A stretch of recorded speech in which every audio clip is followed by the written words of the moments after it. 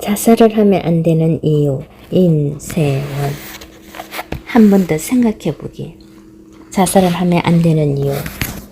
자살의 가족력을 이야기할 때 가장 많이 인용되는 사례는 노인과 바다로 잘 알려진 20세기 대문호 어니스트 해밍웨이의 집안이다.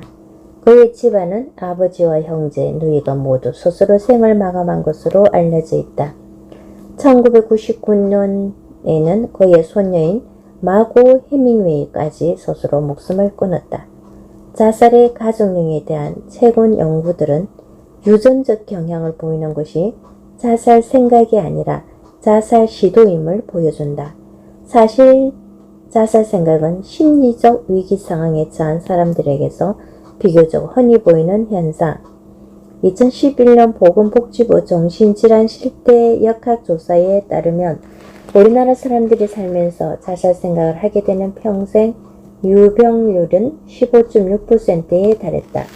즉 2016년 기준 우리나라 인구 5,156만 명 중 804만 3천 명 정도로 이는 부산 356만 명과 광주 150만 명, 대구 248만 명, 전주 65만 명의 모든 인구를 합한 숫자와 비슷하다.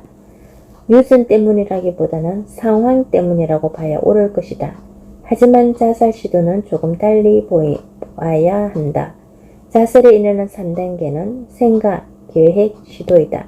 사람들은 대부분 첫 번째 단계인 자살 생각에 머무르다가 정신적인 위기 상황에서 벗어나거나 상황이 나아지면 이내 이 생각을 거두고 정상적인 심리 상태를 회복한다. 그러나 우울증이 있는 경우 두 번째 단계와 세 번째 단계로 나아갈 가능성이 커진다. 그렇다면 자살이라는 행위가 우울증의 영향을 배제했을 때에도 가족 간에 전이되는 경향을 보일까? 최근 발표된 한 연구에 의하면 기분장애, 우울증 및 조울증 환자 334명의 자녀들 701명을 5, 6년간 추적 관찰한 결과 가족 내 우울증 전이의 영향을 통제하고 나서도 부모의 자살 시도가 우울증이 있는 자녀의 자살 시도 가능성을 5배나 증가시키는 것으로 나타났다.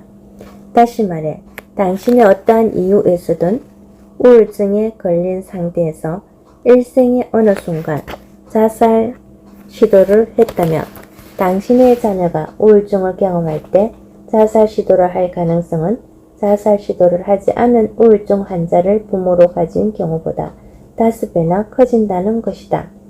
실제로 부모의 자살이 자녀에게 미치는 영향은 정신과 임상 현장에서 비교적 자주 관찰된다. 특히 아동기나 청소년기에 부모의 자살을 경험한 사람들은 우울증이 있을 때 무가치관과 자살 사고가 두드러지게 나타나며 그중 일부는 반복적으로 자살 시도를 하기도 한다. 자살은 결국 끝이 아니다. 내 가족들에게 평생 지워지지 않을 트라우마를 남기게 될 뿐만 아니라 내 의도와는 무관하게 사랑하는 자손들에게 나쁜 영향이 계속 반복되어 나타날 수도 있다. 자살로 70대의 어머니를 잃은 30대 후반의 여성을 면담할 때 그녀가 했던 말이 생생하다. 엄마와 우리 가족은 수많은 행복한 기억을 가지고 있었어요. 엄마는 칼국수와 찜질방을 좋아하셨어요. 하지만 엄마가 그렇게 돌아가시고 나서는 엄마와의 행복했던 기억이 하나도 떠오르지 않아요. 엄마가 그렇게 돌아가시던 날의 끔찍한 기억과 엄마가 얼마나 힘들었을까 하는 생각만 떠올라요. 너무 힘들고 괴로워요. 나도 언젠가 그렇게 죽을 것 같고 우리 아이도 그렇게 될 것 같아 두려워요. 자살은 결국 나 혼자의 죽음이 아니다. 그것은 가족 모두에게 결코 지울 수 없는 영향을 주게 된다.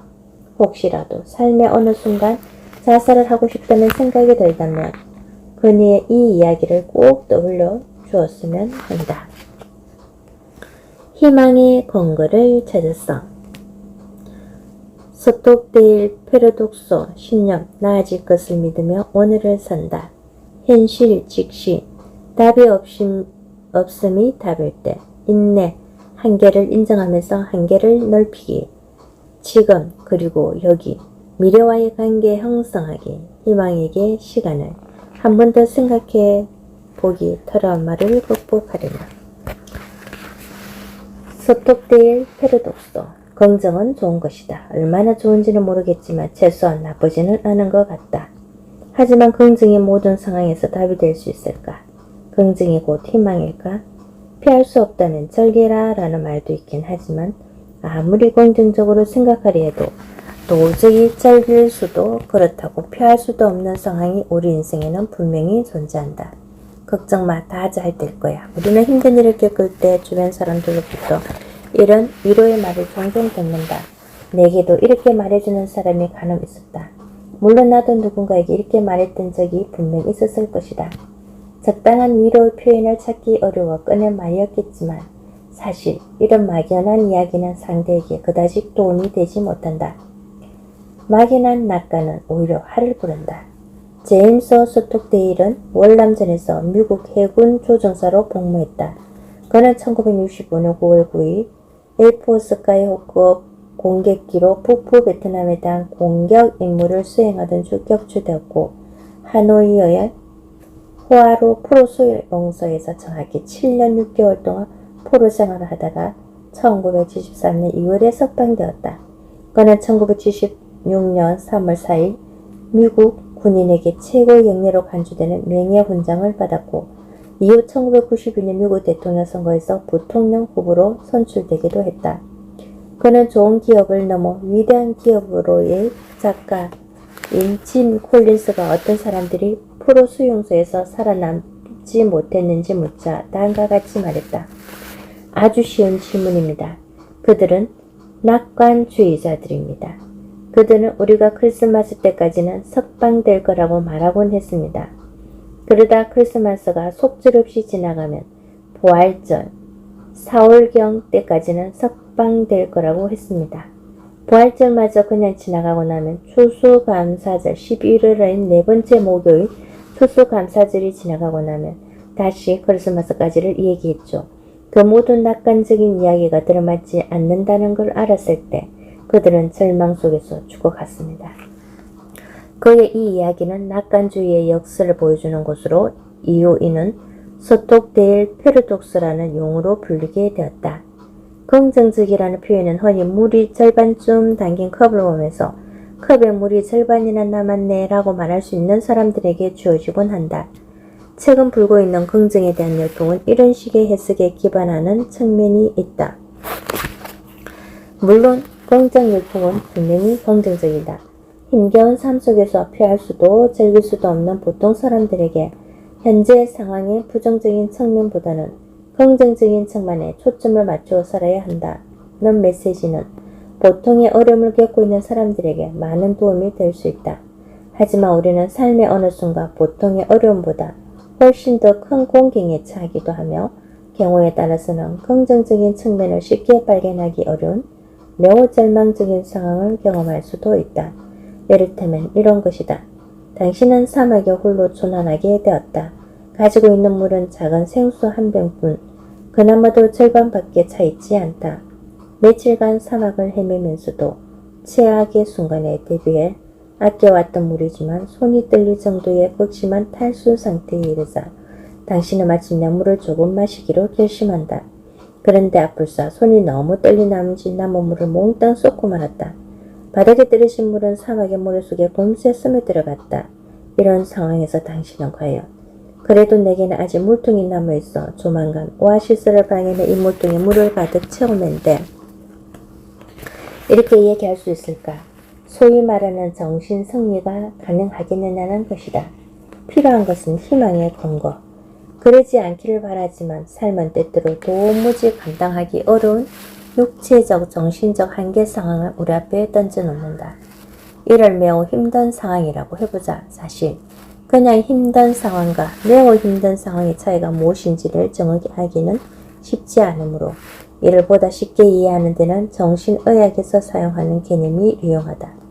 정신의학에서는 누구나 경험할 수 있는 일시적인 우울감과 치료가 필요한 질병으로서의 우울증을 구분하기 위한 핵심 요소로 기간과 심각도를 이야기한다.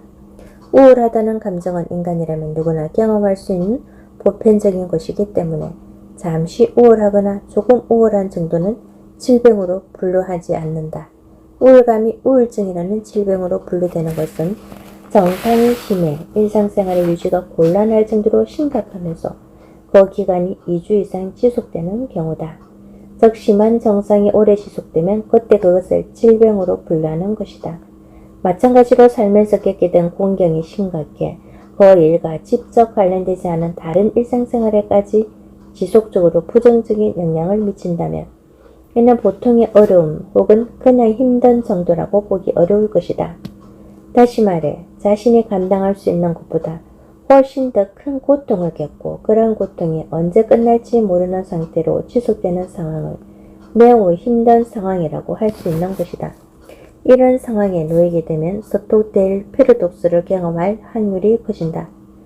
모든 게 다 잘 될 거라는 막연한 긍정적 기대가 들어맞기에는 상황이 그렇게 녹록지 않기 때문이다. 문제는 이렇게 긍정적 기대가 한 번, 두 번 무너져 내리면 오히려 부정적 얘기는 했을 때보다 훨씬 더 빨리 몸과 마음이 상하게 된다는 것이다. 그렇기 때문에 필요한 것이 바로 앞서 들어가는 글에서 말한 희망의 근거다. 확실한 근거가 있어야만 희망은 비로소 굽혔던 무릎을 다시 일으킬 수 있는 강력한 힘을 발휘한다. 제임스 소톨레이는 생존의 비결로 신념, 현실, 직시를 이야기한 바 있다. 나는 여기에 인내심과 지금, 그리고 여기라고 하는 두 가지 요소를 덧붙이고 싶다. 이 네 가지는 희망의 근거를 찾는데 반드시 필요한 요소들이다. 이렇게 찾아낸 희망의 근거는 곧 우리가 거친 현실을 견뎌내는데 가장 유용한 버팀목이 되어줄 것이다.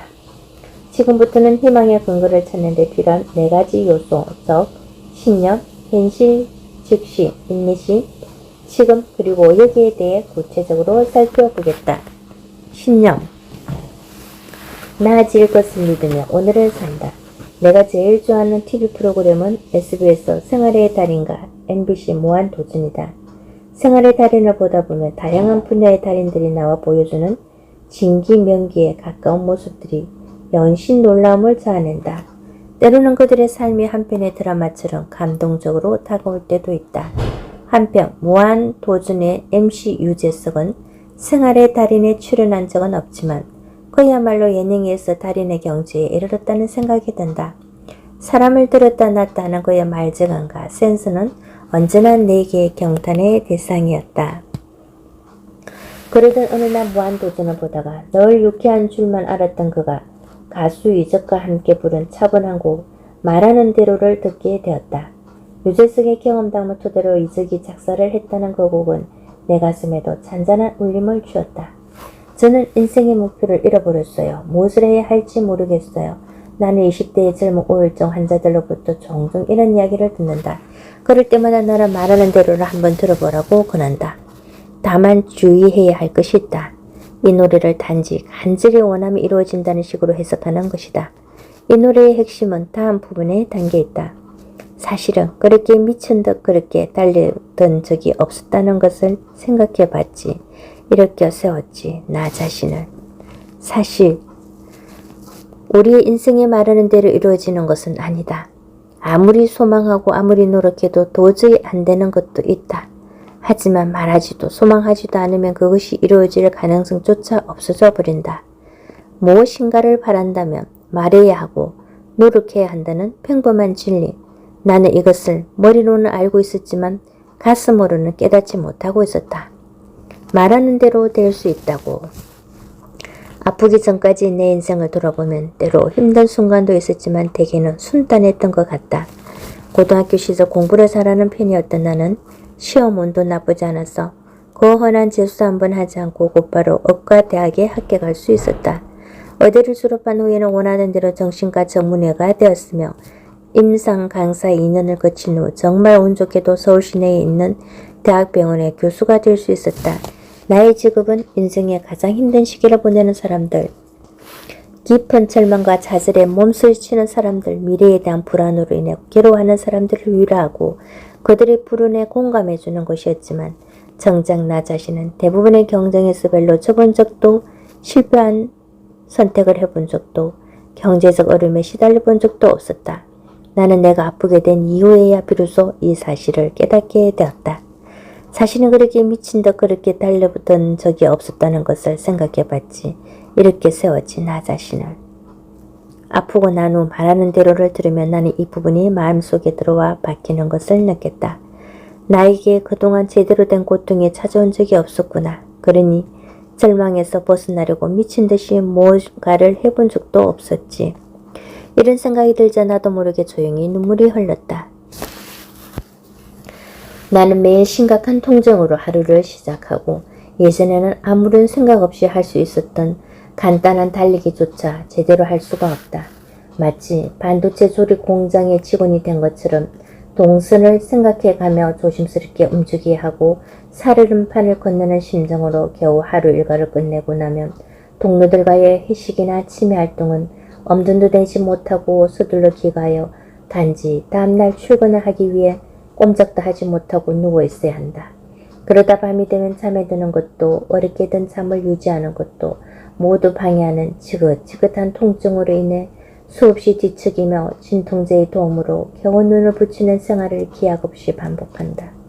삶은 그저 벗어나고 싶은 괴로움의 덩어리로만 느껴지고 어느새 죽음은 먼 미래의 것이 아니라 아주 가까운 곳으로 다가와 이제 그만 이 지긋지긋한 괴로움을 끝내라는 유혹을 한다.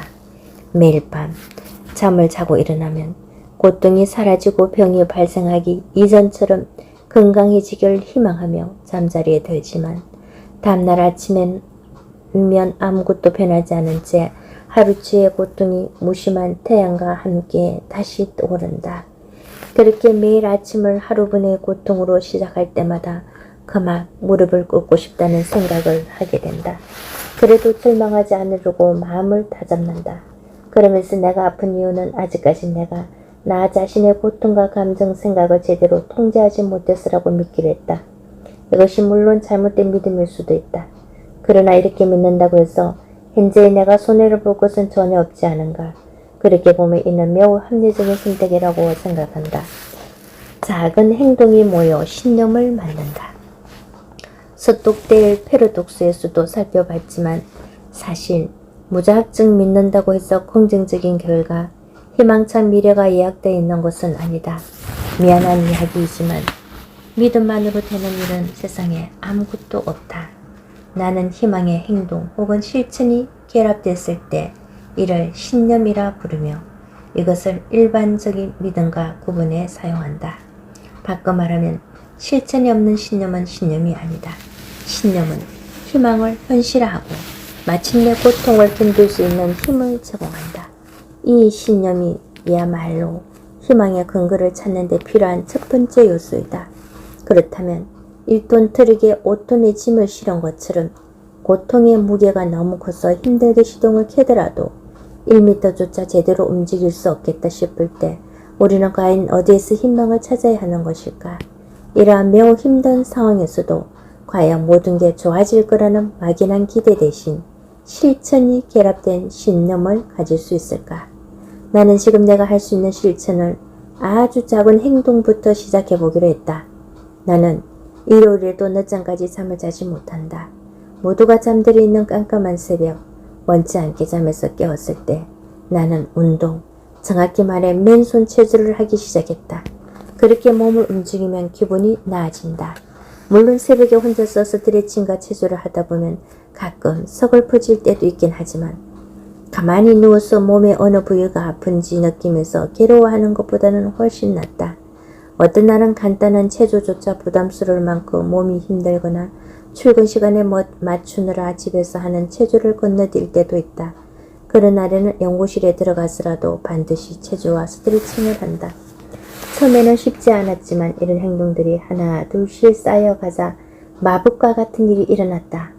바로 그런 과정을 통해 오늘을 열심히 살겠다고 하는 내 신념이 점점 강화되는 것을 느낀 것이다.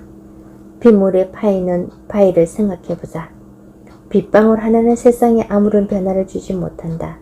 하지만 수많은 빗방울이 수없이 긴 시간 동안 계속 땅바닥에 떨어지게 되면 마침내 그다 거대한 협곡이 만들어진다.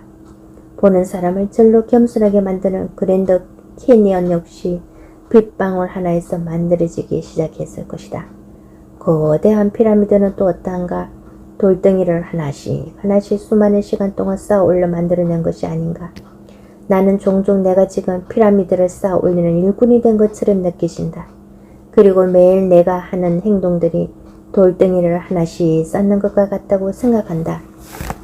이 돌덩이들이 모여 어느 날 위대한 피라미드가 될 것이라 믿으면서 말하는 대로 되지 않을 수도 있지만 나는 계속해서 내 희망을 이야기하며 나의 삶을 살아갈 것이다. 언제까지라고 기한을 정하지는 않겠지만 언젠가는 반드시 나아질 것이라 믿으면서 오늘을 살아갈 것이다. 설령 나아지지 않는다 해도 죽는 날까지 평생을 고통에 시달린다고 해도 수많은 오늘을 견디고 하루하루를 살아가는 과정은 그 자체로 충분히 의미가 있으며 기억할 만한 가치가 있다고 믿는다. 그렇게 살다 간다면 나를 기억하는 누군가는 아니 최소한 나의 가족들은 나를 어느 순간 찾아온 불행으로 인해 괴로움에 시달리다 비참하게 삶을 마무리한 만성통증 환자가 아니라 자신의 삶 마지막 순간까지 고통에 시달리면서도 열심히 인생을 살다 간 사람으로 기억할 것이라 기대한다. 우울증으로 입원했던 환자분들이 퇴원할 때 나는 그분들이 이분을 통해 무엇을 느끼는지 늘 물어본다. 다양한 대답들이 나오는데 그 중에서도 어느 50대 여자분이 했던 이야기가 가장 기억에 남는다. 선생님, 저는 제가 우울증을 이겨낼 수 있다는 것을 알았어요. 그렇게 말한 순간부터 나는 그녀가 더 이상 우울증에 시달리는 환자가 아니라 우울증과 맞서 싸우는 용기 있는 사람이 되었다고 느꼈다. 또한 그녀의 그 말은 같은 상황에 놓인 나 자신에게도 무척이나 큰 의미로 다가왔다. 데카르트가 말했던 것처럼 인간은 생각하고 그로 인해 존재한다.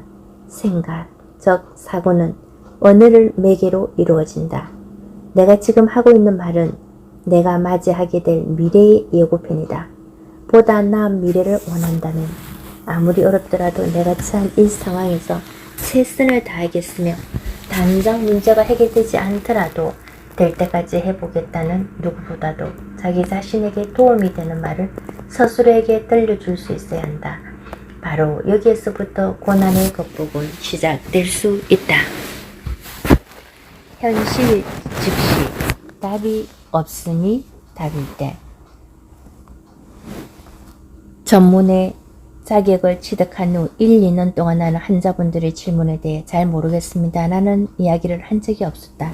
사실 잘 몰라도 어떤 식으로든 대답을 했다.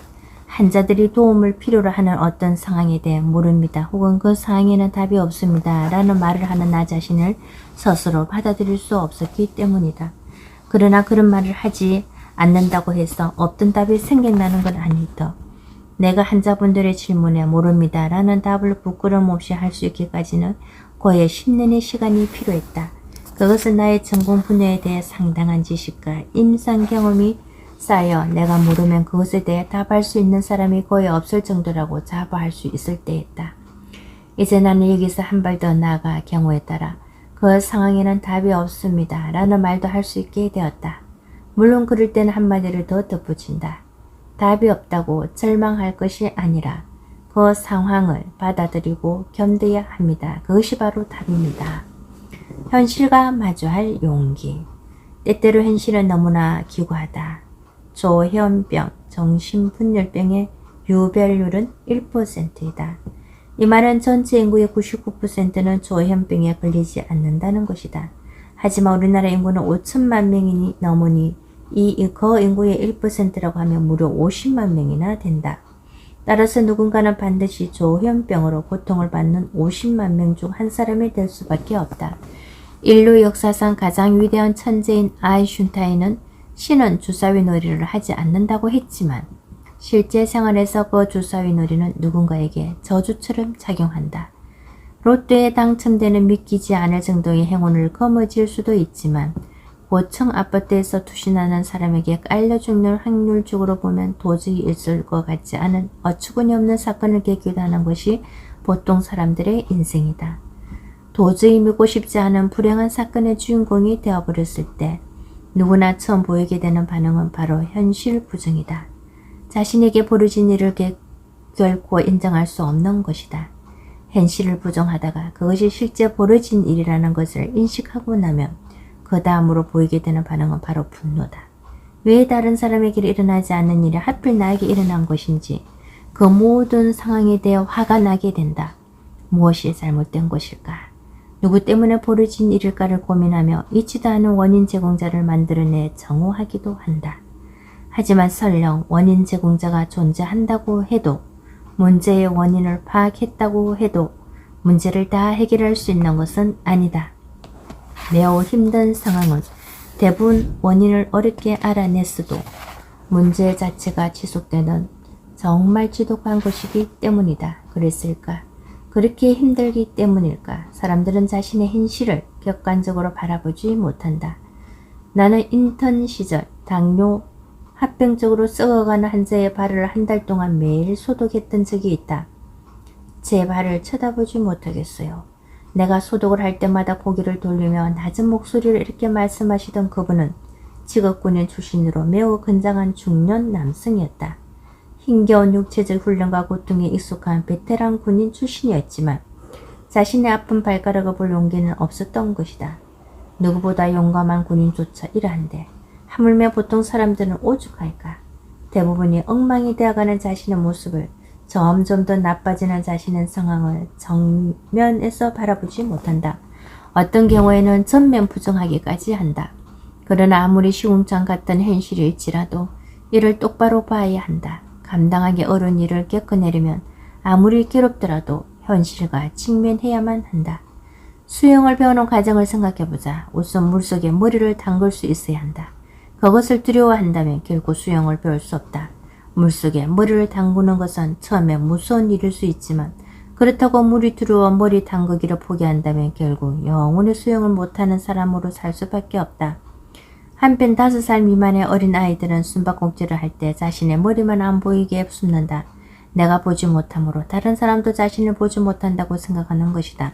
그렇지만 현실은 그렇지 않다는 것을 우리 모두 다 잘 알고 있다.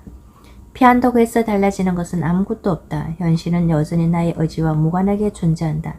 내가 절망스러운 상황에서 할 수 있는 유일한 일은 그것을 직면하는 것. 내가 할 수 있는 일을 찾아서 될 때까지 반복하는 것뿐이다. 그러려면 일단 현실을 피하지 않고 바라볼 수 있어야 한다. 썩어가는 자신의 발을 볼 수 있어야 경과를 살피고 의사와 그 다음 치료법에 대해 논의할 수 있는 법이다. 현실과 똑바로 마주했을 때 그때야 비로소 해결의 실마리가 보이는 것이다. 일상을 유지해야 한다. 출구가 없는 답답한 상황에 놓인 사람들, 바꿔 말해 희망을 상실하고 우울해진 사람들은 일상의 많은 것을 포기하거나 중단한다. 일상을 바로 쳐다볼 수 없었어. 이런 절박한 상황에 내가 일상적인 일들을 하는 게 정상적이지 않을 것 같아서 그럴 것이다. 그러나 일을 그만두고 사랑하는 사람과 헤어지고 취미생활을 끊고 그렇게 일상의 소중한 것들을 하나하나 정리하다 보면 어느 순간 자신의 존재, 즉 삶 그 자체마저 중단하고 싶다는 생각까지 하게 된다. 하지만 이런 경우 상황을 점점 더 나쁘게 만드는 요인은 외부에만 있는 것이 아니다. 상황을 비관적으로 느끼고 자신의 일상 여러 부분을 하나씩 그만두는 과정 자체가 우울감을 더 악화시킨다. 우리 삶에 좋은 일만 있을 수 있을까? 그런 일은 천국에서나 가능할 것이다. 단언컨대 현실에는 그런 일이 있을 수 없다. 나쁜 일은 누구에게나 일어날 수 있으며 때때로 우리는 지독하게 운 나쁜 일을 겪을 수도 있다. 하지만 거듭 강조하다시피 나쁜 일이 우리 삶에 미치는 영향은 그 자체의 크기로 결정되는 것이 아니라 그러한 사건에 대한 나 자신의 반응으로 인해 결정된다. 보통 사람의 정신력은 그리 강하지 않다. 때문에 우리가 삶을 살아가며 적당한 수준의 사기를 유지하려면 반드시 긍정적인 경험이 필요하다. 나쁜 사건, 특히 답이 없는 상황에 처한 사람들이 범하는 가장 큰 실수는 바로 이런 긍정적인 경험조차 중단하는 것이다. 일상에 즐거움을 주는 소소한 활동들, 이를테면 친구와 전화로 수다 떨기, 동료들과 점심으로 특별한 음식 먹어보기, 애완견과 공원 산책하기, 좋아하는 스포츠팀 경기를 보며 응원하기, 밤 9시 치킨을 배달시켜 손에 양념을 잔뜩 묻히며 먹길. 좋은 기분을 느끼는 순간순간이 곧 행복이라는 커다란 퍼즐의 한 조각 한 조각들이다. 그 조각들이 모여 행복의 큰 그림을 완성할 수 있다는 것이다. 이런 것들을 점차 끊어버리는 것이다. 사람들은 평소 이런 일들이 소중하다는 생각을 거의 하지 않는다. 하지만 이런 일들을 할 때 우리는 대체로 좋은 기분을 느낀다. 그런 좋은 기분을 느끼는 순간순간이 곧 행복이라는 커다란 퍼즐의 한 조각 한 조각들이다. 그 조각들이 모여 행복의 큰 그림을 완성할 수 있다는 것이다. 그런데 이런 삶의 긍정적인 요소들을 조금씩 없애다 보면 어느 순간 내 삶에는 즐거움을 주는 것들이 하나도 남아있지 않음을 발견하게 된다. 이는 나 스스로 내 절망의 크기를 더 키우는 꼴이다. 일상을 유지해야 한다. 이것은 정말로 중요한 일이다.